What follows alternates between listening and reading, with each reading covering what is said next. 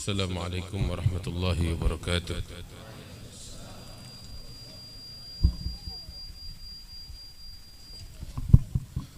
Alhamdulillah, alhamdulillahilladzi hadana lihada wa ma kunna linahtadiya laula an hadana Allah.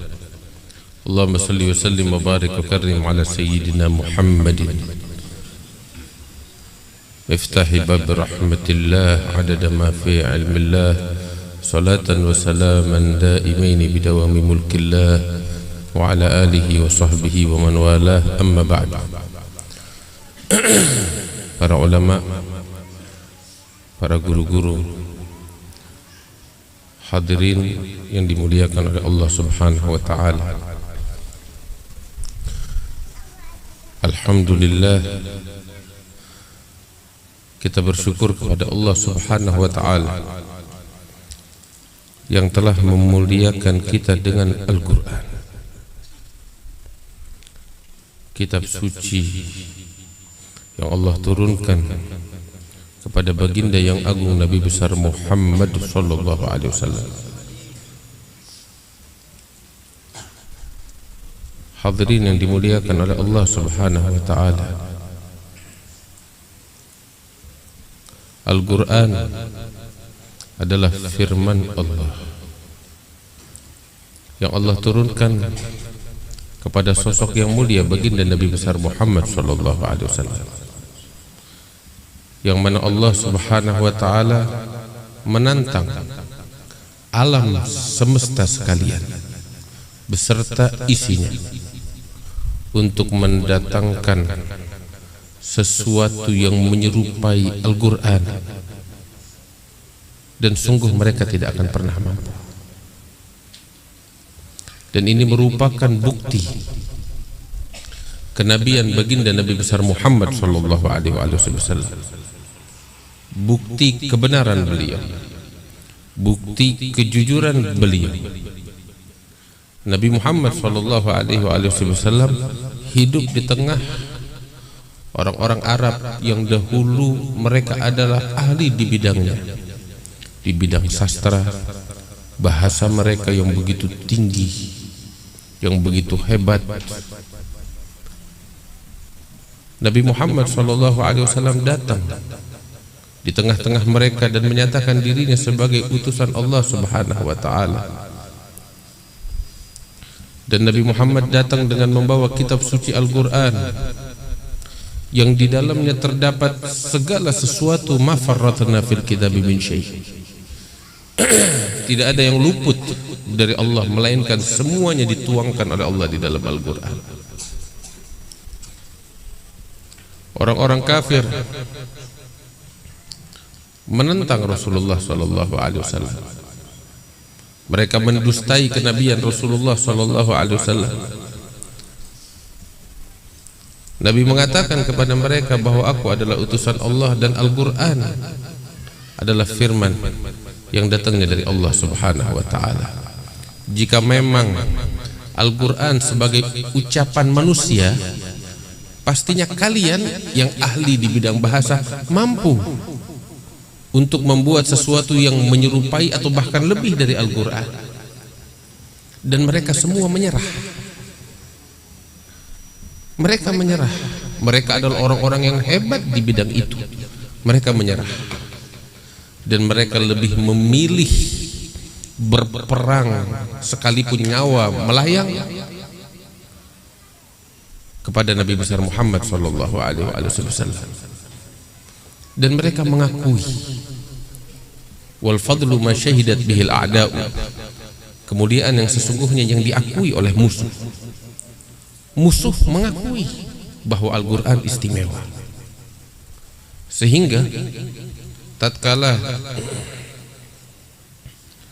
mereka sedang berdiskusi tentang sosok Nabi Muhammad SAW, mereka semua sepakat apa yang dibawakan oleh Nabi Muhammad SAW ini bukanlah ucapan manusia, berbeda dengan ucapan manusia yang biasa mereka dengar. Ini lain dari yang lain. Tidak ada warna manusianya, yang ada hanyalah warna ketuhanan yang agung. Hadirin yang dimuliakan Allah, sungguh beruntung orang di antara kita yang di dalam hatinya Allah tanamkan Al-Quran.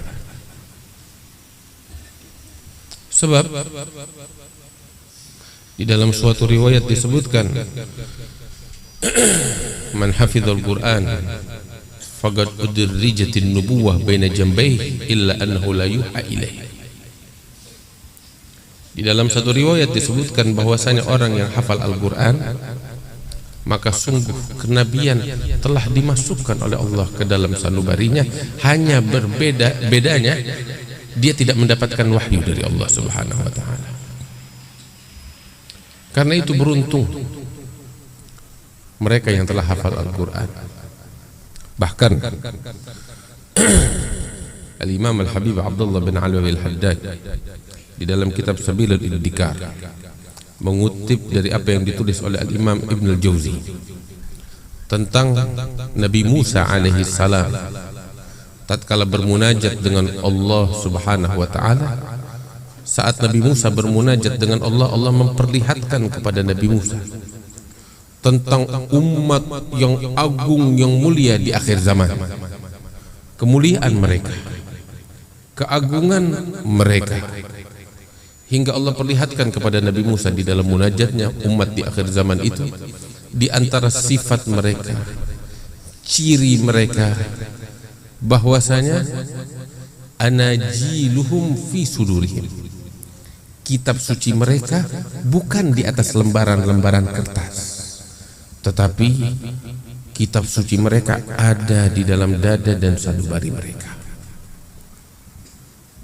Itu diperlihatkan oleh Allah hingga Nabi Musa kagum ketika melihat umat yang diperlihatkan itu oleh Allah Ta'ala kepadanya, yang mana kitab suci mereka ada di dalam dada mereka.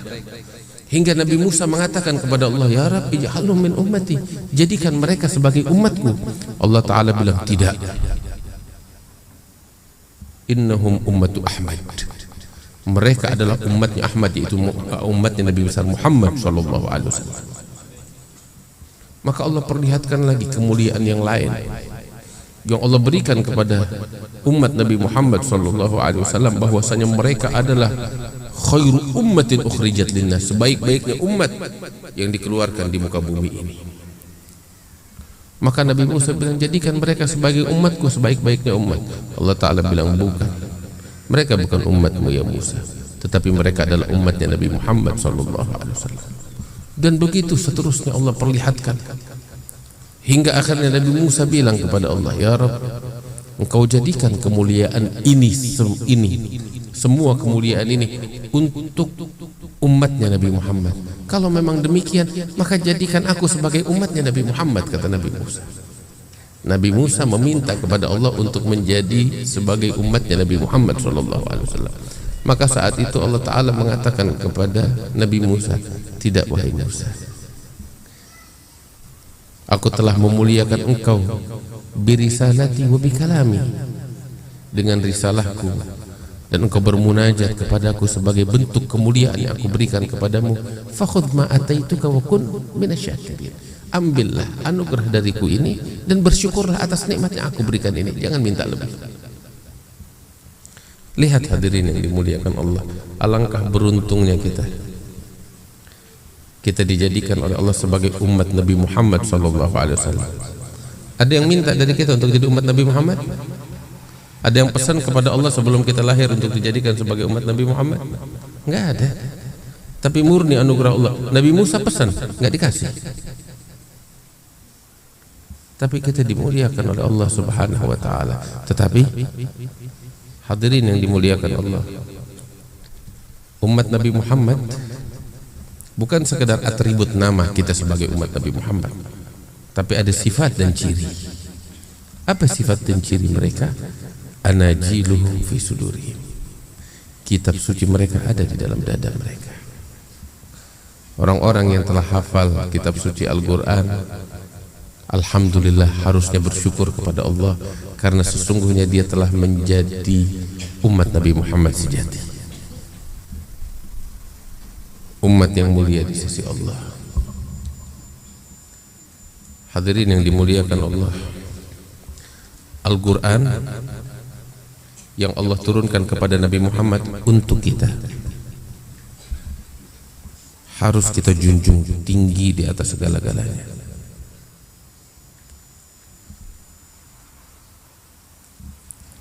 Siapa di antara kita yang mampu menghafal Al-Quran, hendaknya dia hafalkan Al-Quran. Dan yang tidak mampu menghafal Al-Quran, minimal dia mampu membacanya dan rutin membaca serta menghatamkannya. Dan bagi yang mereka yang telah hafal Al-Quran, jagalah Al-Quran yang telah dihafal itu. Sebab Al-Quran itu ketika telah dihafal lebih cepat hilang, mudah hilangnya dari ingatan kalau tidak dijaga. Dengan apa kita menjaganya? Dengan banyak membacanya, mengulang-ulangnya. Jadikan sebagai rutinitas kita membaca Al-Quran. Bukan hanya sekedar kita mengulang-ulang hafalan Al-Quran kita tatkala kita di pesantren, tidak. Apa yang kegiatan yang dilakukan di pesantren ini hanya sekedar simulasi, ya. Sekedar simulasi tentang kehidupan yang sesungguhnya di luar sana.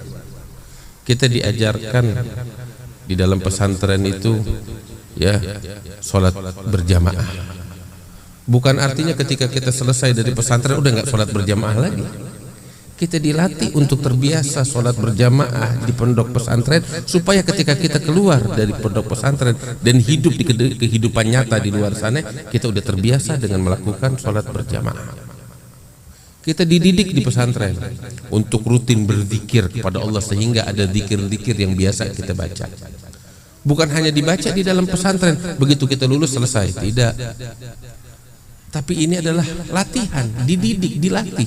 Ketika kita selesai dari pondok pesantren dan hidup di kehidupan yang nyata di luar sana, kita telah terbiasa, kita tidak meninggalkan zikir-zikir yang dianjurkan oleh Nabi Muhammad SAW. Demikian hanya juga dengan Al-Quran. Yang telah kita hafal, kita ulang-ulang. Jadikan pembacaan Al-Quran rutin kita baca. Bukan hanya di pondok pesantren, tetapi juga di dalam kehidupan kita di luar sana.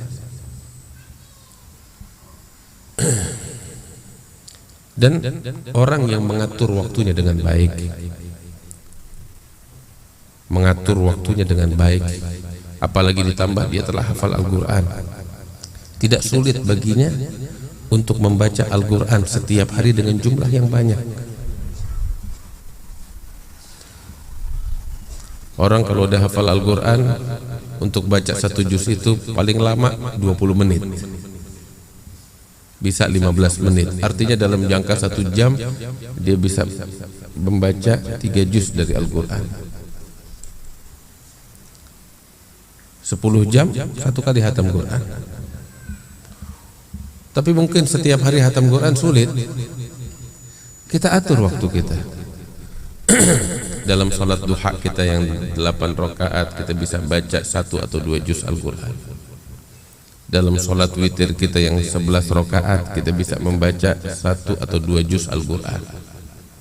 Terus kita bisa membagi di sholat Qobliyah dan Ba'diyah kita itu, ya, pembacaan Al-Quran, sehingga bisa dalam Qobliyah Ba'diyah 5 waktu kita bisa membaca 1 atau 2 juz Al-Quran, sehingga orang yang udah hafal di antara kita itu Al-Quran, dia bisa mengulang, ya, pembacaan Al-Quran, hafalannya itu sehari 5 juz dari Al-Quran.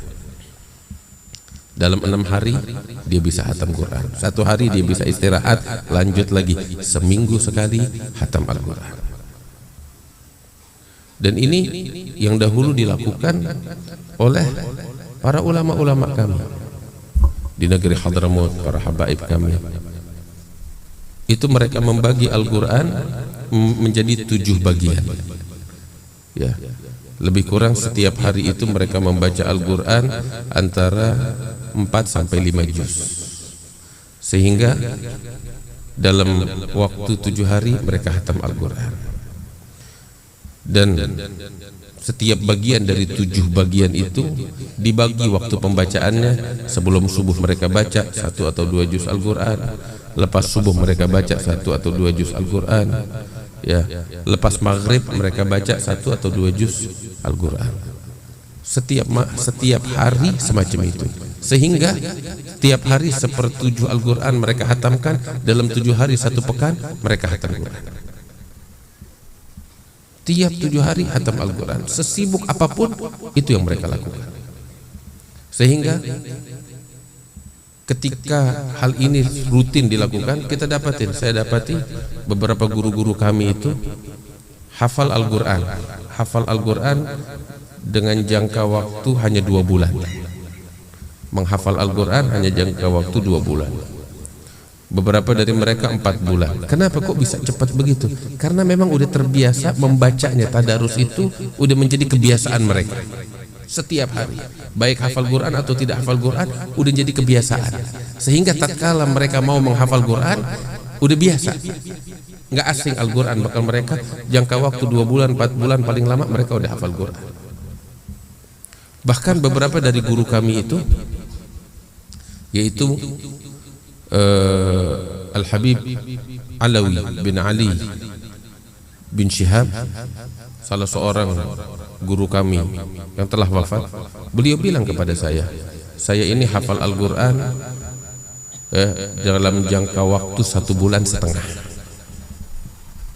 Beliau bilang sama saya seperti itu, saya hafal Quran dalam jangka waktu 1,5 bulan, dan itu saya tidak menghafalkannya. Saya tanya, kok bisa Habib hafal dalam jangka waktu 1,5 bulan padahal nggak menghafalkan? Iya, karena saya rutin hadir tadarus Quran di masjid setiap 1 minggu sekali hatam dari sejak kecil, sehingga ketika saya ingin menghafalkannya, ya, saya fokus 1,5 bulan hafal. Beliau bilang seperti itu. Dan di beberapa masjid di Kota Tarim, ya, itu tadarus Al-Quran di seluruh masjid seperti yang tadi saya jelaskan, ada setiap seminggu sekali hatam Quran. Tapi di beberapa masjid itu, ya, yang boleh ikut tadarus Quran di masjid hanya orang-orang yang hafal Quran. Masjid mereka itu nggak ada mushaf. Masjidnya nggak ada mushaf. Bukan nggak baca Quran, memang sengaja nggak disediakan mushaf. Tapi yang baca Quran banyak. Yang boleh baca Quran di situ, yang boleh ikut tadarus Al-Quran di situ hanyalah orang-orang yang hafal Quran. Sehingga tadarus di masjid itu yang sebelum subuh, lepas subuh, dan habis maghrib itu dihadiri banyak orang. Bergilir mereka membacanya, dan semua membacanya dari hafalan. Yang nggak hafal, ya silahkan baca sendiri, jangan ikut dalam tadarus ini, kelompok ini. Gitu. Kalaupun dia masih maksa, ya masjid lain yang pada pegang Al-Quran banyak di samping itu. Tapi di masjid tersebut pembacaan Al-Quran hanya dari hafalan. Dan itu di masjid yang terkenal, yaitu Masjid As-Saggaf, Masjid Al-Imam Abdurrahman As-Saggaf. Beginilah keadaan mereka. Hadirin yang dimuliakan oleh Allah Subhanahu wa Ta'ala, ayo coba kita biasakan pembacaan Al-Quran. Dahulu Al-Habib Abdullah bin Husain bin Tahir, pengarang kitab Sulamut Taufiq, mungkin di pesantren tahu kitab Sulamut Taufiq dipelajari, yaitu Al-Habib Abdullah bin Husain bin Tahir, itu selalu bersama Al-Quran. Hingga setiap hari itu beliau membaca Al-Quran di dalam sholat duha 10 juz dari Al-Quran. Tiap hari, tiap 3 hari sekali hatam Al-Quran dalam sholat duha. Kemudian itu yang di sholat duha saja. Sholat witir beliau juga punya tadarus khusus. Dalam sholat witir, ya, menghatamkan 10 juz dari Al-Quran tiap malam. Sehingga tiap 3 malam dalam sholat witir hatam Quran. Belum yang beliau baca biasa di masjid tadarus Quran, belum yang dengan keluarganya. Begini keadaan mereka dengan Al-Quran. Bahkan sebentar lagi kita akan memasuki bulan suci Ramadan. Itu dahulu Al-Imam Al-Habib Ali bin Muhammad Al-Habsyi yang kita baca maulidnya, Maulid Simtud Durar. Al-Habib Ali bin Muhammad Al-Habsyi itu di masa hidupnya, masjid beliau itu Masjid Riyadh di Seoul, itu kalau sholat tarawihnya itu mulai sekitar jam 11 malam. Sekitar jam 11 malam. Tapi yang ikut hadir di masjidnya Habib Ali itu banyak. Masyarakat ikut sholat di belakangnya Habib Ali. Dan di dalam sholat tarawih 20 rakaat, Habib Ali itu membaca 10 juz dari Al-Quran. Sholat tarawih. Kita kalau dapetin masjid kayak begitu kosong, sepi. Ya.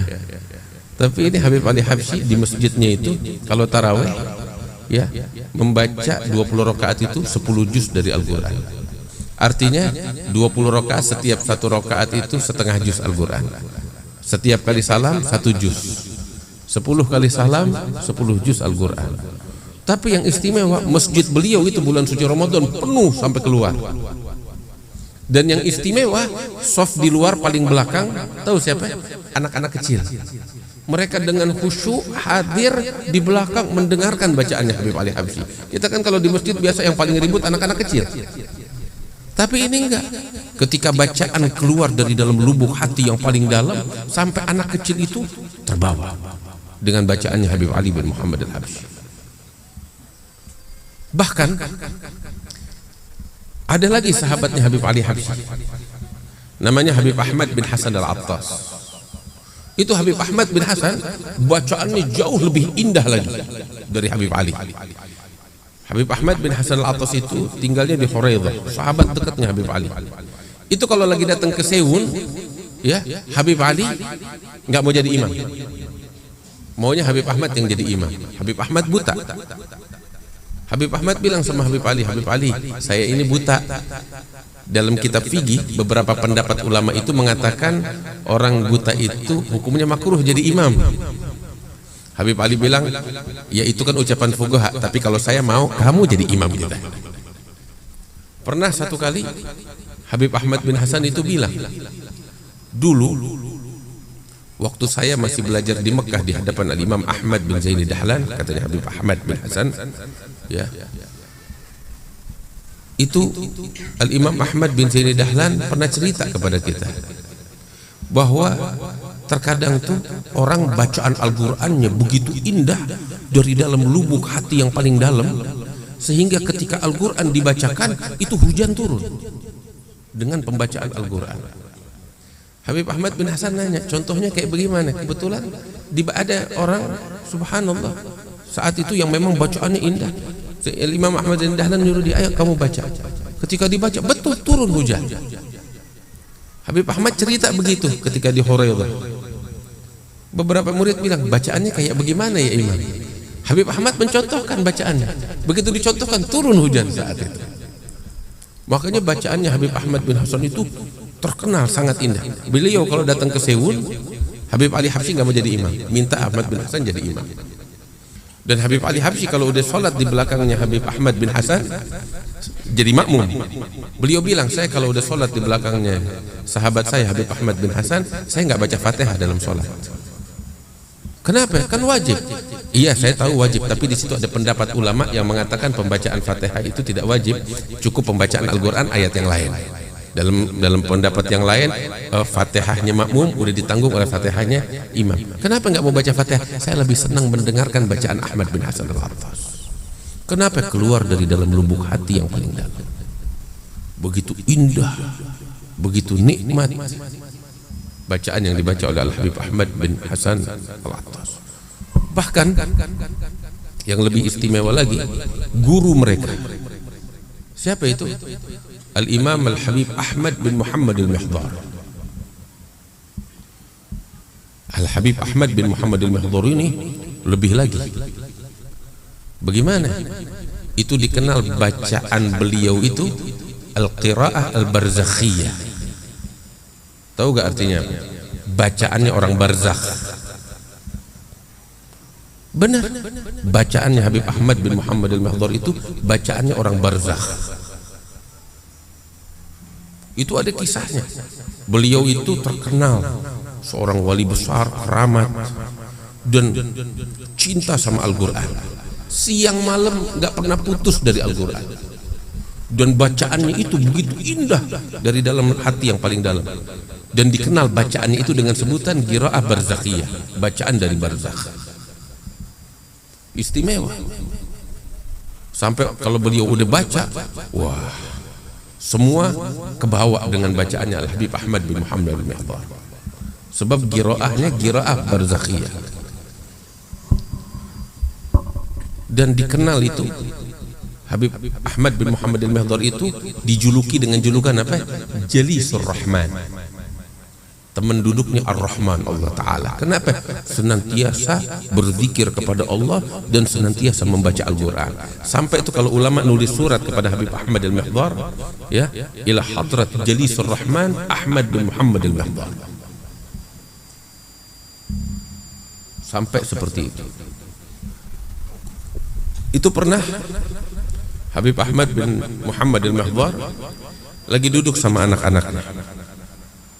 Beliau bilang sama anak-anaknya, saya berapa waktu yang lalu baca di dalam kitab sejarah tentang sejarah seorang wanita mulia namanya Rabi'atul Adawiyah. Pernah kita dengarkan Rabi'atul Adawiyah? Habib Ahmad bilang, saya baca dalam sejarah Rabi'atul Adawiyah. Rabi'atul Adawiyah ini sebelum wafat beberapa tahun, dia gali kuburan, dan dia wasiat agar minta dikubur di lubang yang itu yang dia gali. Jauh beberapa tahun sebelum beliau wafat. Setelah kuburan digali, Rabi'atul Adawiyah ini tiap hari duduknya di dalam kuburan. Untuk apa? Baca Al-Quran di lubang yang menjadi calon kuburannya dia. Sehingga ketika saya baca dalam sejarah, ternyata Rabi'atul Adawiyah di dalam lubang kuburnya itu sebelum dia wafat, dia telah menghatamkan sekitar 8.000 kali hatam Quran. 8.000 kali hatam Quran. Saya nggak bisa bayangin begitu beliau wafat kuburannya kayak apa itu, seperti apa. Terang dengan cahaya Al-Quran. Habib Ahmad al-Mihdhar bilang sama anak-anaknya, itu yang saya baca dalam sejarah. Terus kata anak-anaknya, terus kenapa Abah? Abah mau kayak gitu juga, kata Habib Ahmad. Sekarang kita gali kubur. Digali kubur. Habib Ahmad gali kuburannya. Tiap hari Habib Ahmad masuk ke dalam lubang kubur, baca Quran dalam lubang kubur. Habib Ahmad ini kan seorang tokoh ulama besar, sehingga orang dari berbagai penjuru datang ke rumahnya Habib Ahmad nyari beliau untuk minta fatwa, untuk minta nasihat dan bimbingan. Itu kebiasaan Habib Ahmad sejak saat itu udah dalam kubur, di lubang kubur, baca Quran. Satu kali anak-anak mengeluh kepada abah mereka, bilang, Abah, jangan kayak begini, jangan seperti ini Abah. Kenapa? Saya kan baca Quran dalam lubang kubur saya. Iya, silakan Abah mau baca Quran. Cuman yang pusing ini kita anak-anak. Kenapa? Tamu dari berbagai tempat datang ke rumah. Mereka nanya kepada kita anak-anak, Abah kalian mana? Kita bilang Abah di lubang kubur. Kan gak pantas kita ngomong begitu. Dan memang kenyataannya begitu, Abah di lubang kubur. Mereka kira Abah mati, udah meninggal. Ya, tapi kan enggak. Mereka bilang kita nyumpahin bapak kita mati. Habib Ahmad bilang, biarin, nggak peduli. Saya pengen kuburan saya terang bercahaya ketika saya wafat nanti. Rabi'atul Adawiyah 8.000 kali. Saya nggak boleh kalah dengan dia. Walhasil berlalu beberapa tahun hingga akhirnya Al Habib Ahmad menghatamkan 8.000 kali hatam Quran dalam lubang kuburnya. Setelah 8.000 kali hatam, beliau pulang ke rumah, beliau bilang, Alhamdulillah Abah udah hatam 8.000 kali. Anak-anak bilang, Alhamdulillah, senang kita udah nggak jadi omongan orang lagi. Abahnya bilang, enggak, belum. Kenapa Pak? Itu kan perempuan, Rabi'atul Adawiyah. Abah laki, nggak boleh kalah. Perempuan ada masa dia datang bulan, ya kan? Ada masa ngurusin anak, ngurusin suami. Masa sama? Enggak ada. Abah mesti lebih dari dia. Masuk lagi lubang kubur. Sampai beliau hatamkan nambah 1.000 sampai 2.000 kali hatam Quran, sekitar 9.000 sampai 10.000 kali hatam Al-Quran di dalam lubang kuburnya. Begini keadaan mereka dengan Al-Quran. Ada Al-Imam Abdurrahman bin Muhammad As-Saggaf, seorang wali besar di masanya, di abad ke-7 Hijriyah. Beliau itu di dalam sejarah di masa mudanya setiap hari beliau membaca Al-Quran hingga beliau hatam Quran setiap hari menghatamkan Al-Quran 16 kali hatam Quran. Tiap hari selalu baca Quran, sibuk dengan Al-Quran, nggak sibuk dengan televisi dan media sosial, sibuknya dengan Al-Quran. Hingga di masa mudanya itu tiap hari hatam Quran 16 kali, 8 kali di siang pagi dan siang hari, 8 kali di malam hari. Ketika masuk usia tua, mulai lemah badan tubuhnya, beliau tiap hari 8 kali, pagi dan siang 4 kali, malam hari 4 kali, 8 kali. Habib Ali ketika di dalam Rauhah ngajar di sore hari, cerita hal semacam ini kepada murid-muridnya. Salah satu yang mendengar ucapan ini, murid beliau namanya Al-Habib Muhammad bin Saleh bin Abdullah Al-Attas. Habib Muhammad dengar apa yang diceritakan oleh Habib Ali, langsung pulang ke kampungnya di Wadi Ahmed. Begitu pulang, sejak saat itu beliau sungguh-sungguh. Sebab ini nih, cerita macam begini bukan cuma sekedar dongeng yang kita dengar, tapi untuk kita jalankan dan kita praktekkan semampu kita. Habib Muhammad dengar gitu, dipegang diomong. Dan mulai sejak saat itu beliau sibuk dengan Al-Quran. Siang malam beliau atur waktunya untuk membaca Al-Quran tanpa mengurangi kesibukan-kesibukan yang lain, sampai terbiasa hingga dia mampu menghatamkan setiap hari itu 2 kali hatam Quran, siang 1 kali, malam 1 kali. Nggak sampai di situ, lanjut lagi sampai berhasil 4 kali hatam, 2 pagi 2 malam. Lanjut lagi sampai berhasil menghatamkan 4 kali hatam Quran siang hari, 4 kali hatam Quran malam hari. Puas sampai di situ seperti Imam Abdurrahman Segaf? Enggak. Lanjut lagi sampai berhasil 16 kali, 8 di siang hari, 8 di malam hari. Setelah itu beliau tulis surat kepada Habib Ali. Habib Ali, beberapa waktu lalu engkau cerita Imam Abdurrahman Segaf hatam Quran setiap hari itu 8 kali, 4 di siang hari, 4 di malam hari. Saya dengar itu langsung saya jalankan, sehingga saya sekarang berhasil menghatamkan bukan 4 siang hari dan 4 malam hari, tapi saya berhasil 16 kali, 8 di siang hari, 8 di malam hari.